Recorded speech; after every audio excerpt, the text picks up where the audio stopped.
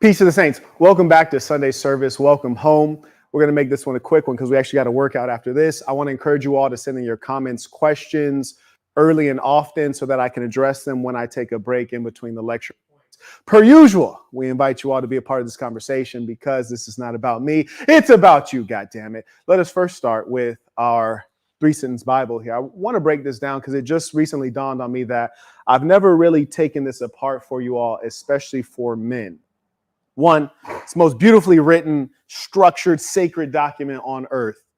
Be yourself, be good to yourself, be good to good people. But I want to break this down for the men in particular, and I'm going to address these first 2 points because this week I got a question from Matthew that was really meaningful about this be yourself part.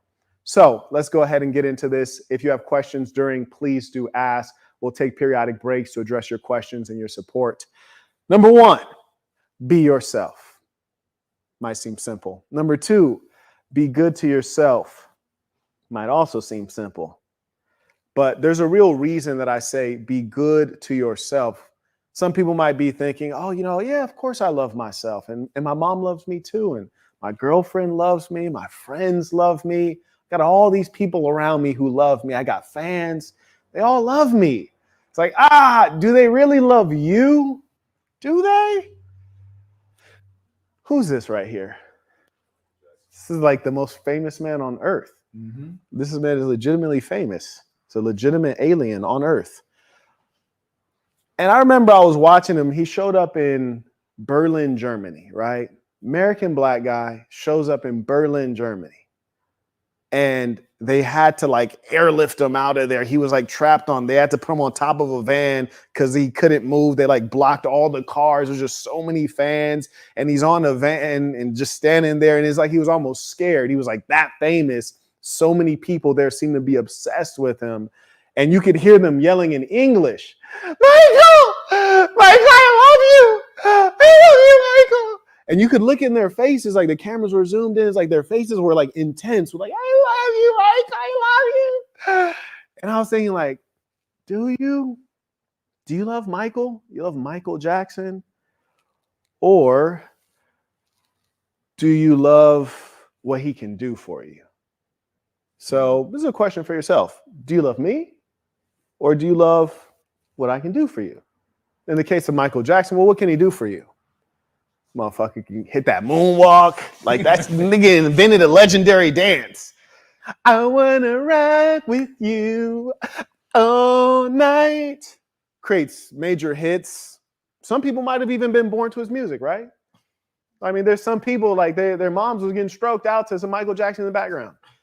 Various people. But the point is, he made great music that might have been the soundtrack to your childhood, soundtrack to you growing up, soundtrack to your life, might have been played at your school dances. And it was the great music that he provided. It was the dances. And Michael Jackson, people don't realize, but he really started the music video as a genre. He was the first to really do that. Do you know which one? Broke Thriller. records? Thriller. Yeah. Have you seen Thriller? Yeah. That dude was crazy, right? He was in there it was crazy. People still emulate that. That's when videos start to be choreographed. So he's a legend. So it's do you like Michael Jackson or do you like what he can do for you? What he delivered to you, his work products? Because when you really think about it, all right, so you got Michael Jackson right here. Strip away the moonwalk. So he can't moonwalk no more. Strip away the singing. He can't sing anymore. Strip away all those hits. And the jacket with all the zippers that look flyer than a bitch. Strip away all that. What do you have? Just a random nigga. You got a random nigga walking by. That's what you have. Him. No disrespect. It's love. But we got you now. Or me. You have a regular person who doesn't matter. You don't love him anymore. You don't love Michael Jackson. You love what Michael Jackson can do for you, which is to say that a man is actually his work products. And there is actually no objective or unconditional love for the man. It's what the man can produce and what he can do, because Michael Jackson, who can't sing, who can't moonwalk, who doesn't have hits and doesn't have that jacket with all them damn zippers, is nobody, and nobody loves him anymore. And that's what we really have to understand about our existence here on the earth, which you damn sure should love yourself, because the other people who love you don't really love you. They're using language imprecisely. That's the era that we're in. People, they love everything. I was at the craps table in Bellagio one time. Mm-hmm. There's a there's a white girl with her husband on the other end of the table. Some little fat Middle Eastern dude throws the dice, gets a 7 on the first roll. So she makes $10. She made $10. She's like, I love you. And I'm just like, word? Like, you're next to your husband, whom you tell I love you every day, probably at least at night. And you just yelled, I love you to a stranger because he made you $10 whole. This is the world we live in. And this is how imprecise people are with language and how abusive it is. So, nah, they don't love you, little buddy. Hell, sometimes your own mama might not love you, but you got to love yourself. And more importantly, you have to understand that you are what you do as a man. That's actually what you are. People often say, well, Marquett, when you say be yourself, how can I be myself? Like, what if I'm not sure who I am? Well, the question is, what do you do? What do you do seriously? What are you serious about? And the reality of being a man is a man must produce. So I'm here to give you a message of you actually have to produce in the world. And this could be a burden or this could be a blessing. And really, that's your choice. This is not optional. This is actually a requirement. You won't find any men who are not producing. And the moment they stop producing is the moment they decline rapidly in value. That's why you find a lot of men who are wealthy, they don't retire. They keep working. Donald Trump is a billionaire and is of retirement age and keeps working. Joe Biden, same thing. He's very wealthy, of retirement age, keeps working. Now, granted, the motherfucker is falling asleep during work. He's a motherfucker falling asleep, forgetting where he at. He's shaking people's hand. They're not even there, but he's still going. Why? Because once you stop producing as a man, you ain't shit. So they keep going. It's fundamental to our identity. It can be a burden or blessing. You have to do this regardless. So the question for you is, do you do this with joy?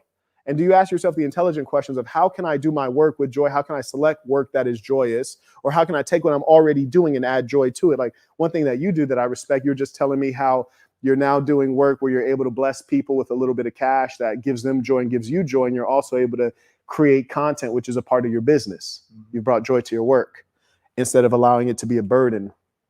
Funny thing, last night I was on a live and someone had, told me about it bad. They're like, Marquett, I'm 24. I got 2 jobs and I'm doing this and I'm doing that. What do you think I should do?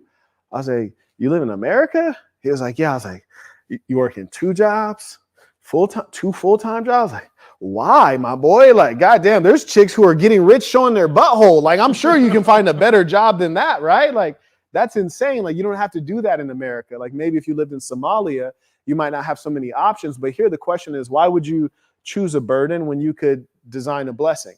Optional. I have a question. Talk to me. So why is it that you think that people can't see the blessings in front of them? What do you think is blocking their vision? So you said, why can't they see the blessing? So saying that in a situation where you actually have things to your advantage, you have good things available to you, why can't they see that? Yes. That's a good question. My first consideration is that, we often are standing on top of diamonds and don't know it, right? Because like diamonds, you have to actually dig for, right? They're underneath the earth. And I think the problem is that the diamonds are not sitting on top of the earth, right? And so when you're standing on top of the diamonds, you look and you just see dirt and soil. You'd have to pick up a shovel to uncover the diamonds, which are already there, which is to say what's in between you and in between the diamonds is a little bit of work. Which is to say, often your blessings don't come like readily available. You might have to apply a little bit of work. Like if I handed you an orange to eat, you wouldn't just bite in, you'd peel it first. But most people don't want to peel the damn orange. They expect me to peel the orange for them and then hand them an orange ready to consume. Now, there are some cases where you do get the orange ready to consume. Like I might hand you an orange ready to consume, but I'm not going to hand your ass an orange ready to consume. So as a man, that's why we say you have to embrace the work. And also what you mentioned, the blessings around us are infinite, especially if you're in America, right? Tremendous amount of blessings. Like, for example, there's this one saying, he's in New York and he says, hey, is this a good time to start a business? I was like, for sure. He's like, yeah, but the economy's kind of funny. I was like, brother, yeah, the economy's always funny. Like I was just looking at old conference footage from 4 years ago. I did a conference. We were talking about the economy being funny. This shit is still funny. right? But I tell you what, back at that time, there were people who were wealthy, and during this time, there are people who are wealthy. Here's the thing. You live in New York, right? If you created a goddamn food truck in New York and you just went out on the corner, you'd have 800 people walk by you in the matter of a couple hours. If you create a food truck in Iowa, no one would walk by you. You'd be struggling for foot traffic. You'd have to actually advertise and tell people and hand out flyers and get the word out. You live in a place with infinite amounts of foot traffic. It's so easy. And so the various forms of capital that are around us, we can't see, because if the wealth is not in your mind, if the poverty is in your mind, then that's all that's outside. If the wealth is in your mind, then you can see that in front of you. So a major part of it is the education and the things we know, and it empowers us to have vision and to be able to see beyond our nose. So we all have different types of wealth that we forget about. One reason I love Las Vegas, it's a very rich city, very rich. If you ever think there's not a bunch of money in Vegas, just walk into one of the nicer resorts, go into the high limits area, and then watch people go to the cashier and see how much money they're cashing out. There's a tremendous amount of money here. Extraordinary. You can walk by a table and they got like $80,000 worth of chips ready to give out. Now, I wouldn't try to earn them through gambling, but the point is that the money is there. And it's there for your taking if you can figure out how to get to it.